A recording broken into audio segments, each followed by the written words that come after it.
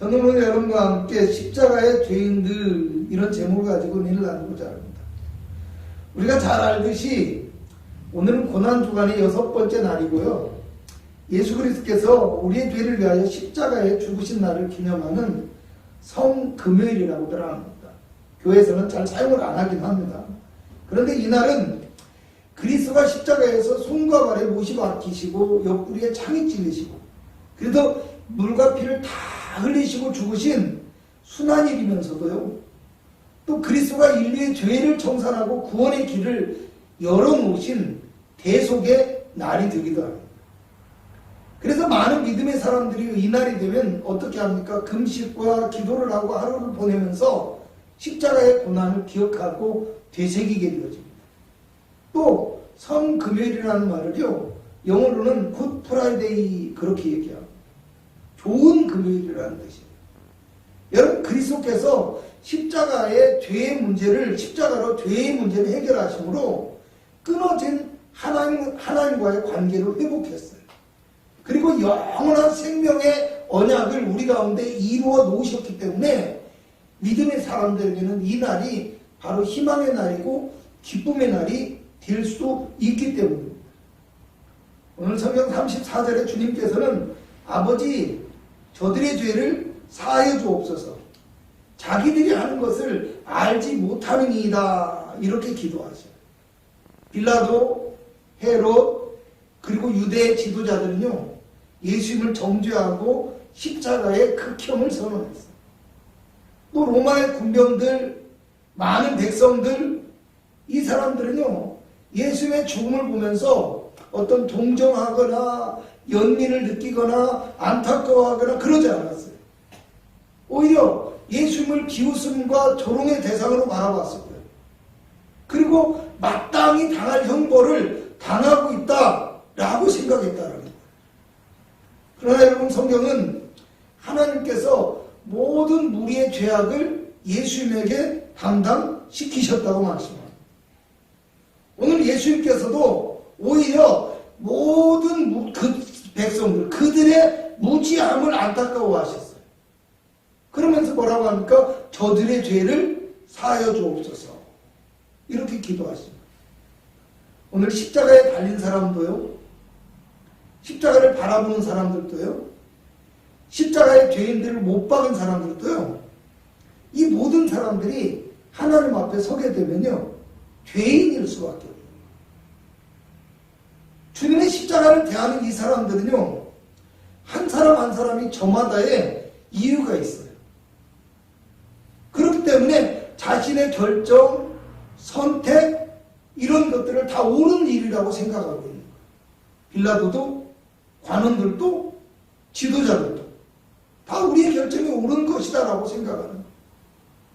또 그들은요, 자신들의 뜻과 다르고 또 자신들의 어떤 욕망에 해가 된다고 생각했기 때문에 예수님을 쉽게 판단했어요. 예수님을 쉽게 정죄한 거예요. 오죽하면 십자가에 달려서 죽게 된 이 행악자까지도 주님을 비방했어요. 여러분, 그러나 우리가 알아야 될 것은요, 예수님은 완전하신 하나님이시면서요, 완전하신 의인이라는 걸 기억해야 돼요. 십자가의 다른 한 강도는요, 예수님이 행한 일이 옳지 않은 것이 없다라고 고백하거든요. 로마서 3장 24절에요. 모든 사람이 죄를 범하였으며 하나님의 영광에 이르지 못하더니 그리스도 예수 안에 있는 속량으로 말미암아 하나님의 은혜로 값없이 의롭다 하심을 얻었다라고 얘기해요. 그러니까 우리는 다 죄인인데 그리스도로 말미암아 의롭게 되어진 거예요. 그래서 사도 바울은요, 내가 그리스도와 함께 십자가에 못 박혔다고 해요. 그리고 이제는 내가 사는 것이 아니라 내 안에 그리스도께서 사시고요, 이제 내가 사는 것은 예수 그리스도를 믿는 믿음 안에서 사는 것이다. 이렇게 고백하고 있거든요. 그러므로 주님이 못 박이신 날에 이 밤에 여러분, 하나님 앞에 예배하는 우리가요, 지금 주님의 십자가 앞에서 죄인된 우리의 모습을 발견할 수 있기를 축원합니다. 그래서 주님의 십자가로 우리가 다시 태어나는 귀한 은혜를 얻기 위해서 우리가 본문 말씀을 통해서 발견해야 될 몇 가지를 살펴보고자 하는데요. 첫 번째로 본문 말씀 속에서 가장 먼저 우리가 발견해야 될 것이 무엇이냐? 십자가에 못 박힌 예수님의 모습. 할렐루야. 수많은 사람들이 예수님을 비방합니다. 그리고 정죄하고 조롱합니다.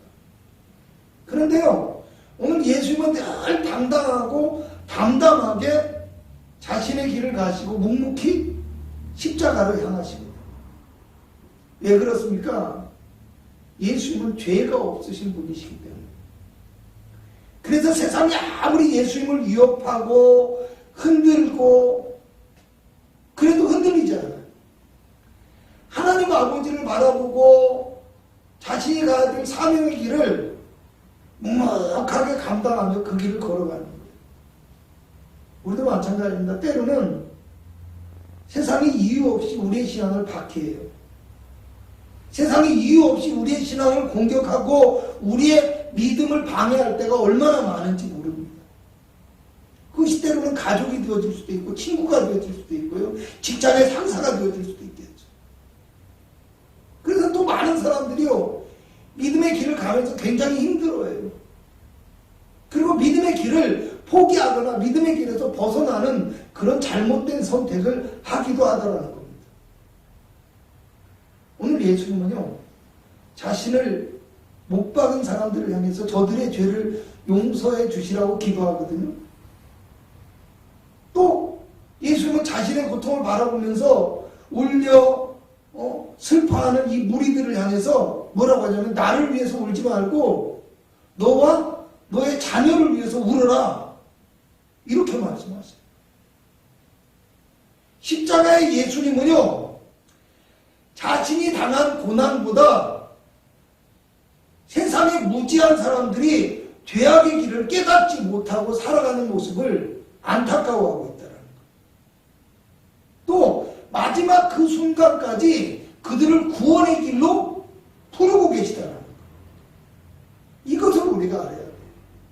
우리도 비록 여러분 세상 속에서 환난과 고통과 비방이 있을지라도요, 십자가의 예수님을 바라볼 수 있어야 됨을 기억하시기 바랍니다. 예수님 따라서 참고 예수님 따라서 인내하고 그래서 믿음을 지킴으로 인해서 나의 십자가의 길, 그죠? 나의 십자가를 질 수 있는 그런 믿음의 성도가 되어질 수 있기를 주님의 이름으로 부탁을 드리겠습니다. 두 번째로 발견하는 죄인은요, 예수님과 같이 십자가에 달린 두 명의 행악자예요. 오늘 예수님과 함께 십자가에 달린 두 명의 행악자는요, 각각 다른 생각을 하고 있어요.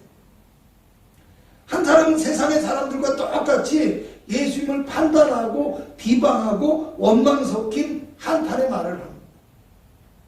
아니, 당신이 그리스도라면서요.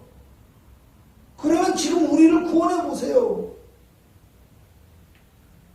그런데 다른 한 사람은 오히려 이 사람을 꾸짖어요. 그리고 예수님께 당신의 나라에 임하실 때 나를 기억하여 주옵소서. 기억해 주옵소서. 학자들은요, 이 사람들이 메시아 신앙을 가진 유대인이었을 거라고 얘기를 해요. 그렇게 추정을 하는 거예요. 아마 이 두 사람들은요, 또 학자들이 말하기를 유대인의 해방을 위해서 투쟁하면서 밀란을 일으키거나 폭동을 주도한 그런 혐의를 가지고 있는 사람들이었을 거라고 생각합니다. 그런데 결국 그들은요, 그들의 어떤 도모가 실패했다라는 겁니다. 그리고 사형수가 되어서 예수님과 함께 십자가 상입니다. 그들의 죄목이 어떤지는 알 수 없어요, 우리가. 그런데 그들의 행위의 과정 속에서 그들은 사형받을 만한 행동들을 했다는 것을 우리가 짐작할 수 있는 거예요. 왜냐하면 다른 성경에서는 그들이 강도라고 얘기를 하고 있거든요. 그렇잖아요.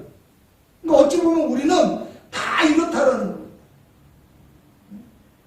나의 행동이 내 안에서 생각해 볼 때는 정당하고 이유가 있을지라도 우리는 그 나의 이기적인 욕심 아니면 나의 어떤 욕망을 채우기 위해서 내가 하고 싶은 어떤 일을 하기 위해서 세상 속에서 끊임없이 불법을 행하고 죄를 짓는 잘못된 인생을 살고 있는지도 모른다라는 겁니다. 여러분, 이들이 유대민족을 해방할 메시아에 대한 어떤 고대가 간절했든 아니면 잡혀서 사형을 당하게 된 것이 너무 분하고 억울했든지 간에 그건 알 수가 없어요. 그들의 마음을. 그런데 어찌됐건 한 명의 사형수는 예수님께 그 원망과 저주를 쏟아붓는 거예요. 비방하면서. 그런데 다른 한 명은 어떻게 합니까? 자신의 죄인됨을 인정할 뿐만 아니라 예수님의 의로우심을 인정하는 거예요. 당신은 의로우신 분입니다. 당신은 정말 하나님의 선지자다우십니다. 당신은 정말 하나님의 구원을 선포하는 자가 분명합니다. 그리고서 얘기를 하는 거예요. 의로우신 당신의 나라에 들어갈 때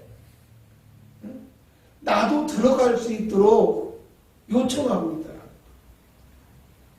첫 번째 사람은요, 주님과 함께 십자가에 달렸어요. 그런데 그의 영혼은 천국에서 멀어져 버렸어요. 주님과 분리되었다는 거예요. 하지만 두 번째 사람은 비록 자신이 죽어 마땅한 죄를 범했다라고 이렇게 고백하고 있어요. 그렇지만 주님의 길에서, 죽음의 길에서, 그렇죠? 죽음의 길에서 주님을 바라보고 주님을 영접함으로 주님과 함께 천국에 이르는 축복을 허락받았다. 오늘 우리도 마찬가지. 세상의 삶에서 실망과 좌절이 있어요. 우리가 삶을 살아가면서 죄악의 길을 벗어나지 못하기도 합니다. 우리의 연약함을 발견할 수밖에 없어요. 그럴지라도 우리는 내 죄를 사하여 주시는 예수님을 바라볼 수 있어야 돼요. 그리고 주님과 함께 십자가에 나아갈 수 있어야 돼요. 그래서 주님의 영원한 천국과 생명을 소유하는 그리스도 되시기를 주님의 이름으로 부탁을 드리겠습니다. 세 번째로, 마지막으로 오늘 발견할 수 있는 죄인은요, 십자가 지고 따르게 된 구레네 사람 시몬입니다. 참 기구한 운명이에요. 인연도 이런 인연이 없어요. 우연도 이런 우연이 없어요. 아마 이 사람은요, 유월절을 지키려고 예루살렘으로 오는 길이 아니었나 이런 생각이 들어요. 그런데 이 사람이 그 길에서 예수님의 십자가 행렬을 만나게 된 거예요. 왜 그랬는지는 알 수 없어요. 상상에 맡기고요. 어찌됐든 간에 군병들이 그를 잡아서 예수님의 십자가를 대신 지게 합니다. 그런데 오늘 성경을 보니까 예수님을 따르게 되었다. 할렐루야. 26절 하반절을 봅니다. 시골에서 오는 것을 붙들어 그에게 십자가를 지고 예수를 따르게 하더라. 학자들은 이 사람이 유대인이라고 합니다. 로마서 16장에 나와 있는 루포라는 사람의 아버지라고 합니다. 그런데 이 루포를 사도 바울이 뭐라고 표현하냐면 주 안에서 택하심을 입은 자라고 얘기를 해요. 그리고 이 루포의 어머니, 그러니까 구레네 사람 시몬의 아내라는 거죠. 이 시몬의 아내를 가리켜서 바울이 내 어머니 같은 사람이라고 얘기를 해요. 사도 바울이. 결론이 뭐예요? 그의 가족들, 이 구레네 사람 시몬과 그의 가족들이 주 안에서 사용되는 사람이라는 거예요. 쓰임받는 사람. 그리고 주 안에서 주의 백성들조차도 존귀하게 인정하는 사람들이 되어졌다는 거예요. 오늘 예수를 따르다라는 말에서요, 따르다라는 말은요, 어떤 참다, 계속하다, 감당한다, 이런 뜻을 가지고 있어요. 십자가 지게 된 게요, 우연히 그랬든 그 사람의 운명이든 아니면 뭐 인연이 되려고 하니까 그랬든 그런 것은 여러분 상관없습니다. 중요한 것은 무엇이냐? 그가 주님의 십자가를 지고 주님의 십자가의 길을 따르는 사명자가 되어졌다. 오늘 주님의 진정한 믿음의 사람은요, 내가 원하든 내가 원하지 않든 나에게 주어진 자신의 십자가를 지고 주님을 따를 수 있는 믿음의 사람이 되어야 됩니다. 내가 주님을 만남으로 인해서 또 내가 주님을 따름으로 인해서 받을 수밖에 없는 십자가, 그죠?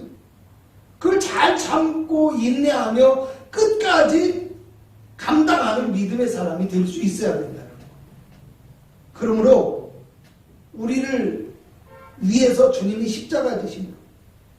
우리에게 주어지는 십자가의 그 길을 저와 여러분은 온전히 따르며 나아갈 수 있는 귀한 믿음의 주의 제자가 되어질 수 있기를 축원합니다. 결론적으로 말씀드리겠습니다. 오늘 주님은 주님을 바라보는 행악자를 향해서 오늘 네가 나와 함께 낙원에 있을 것이다 라고 말씀하셨습니다. 42절에요. 이 사람이 나를 기억하소서 그러거든요.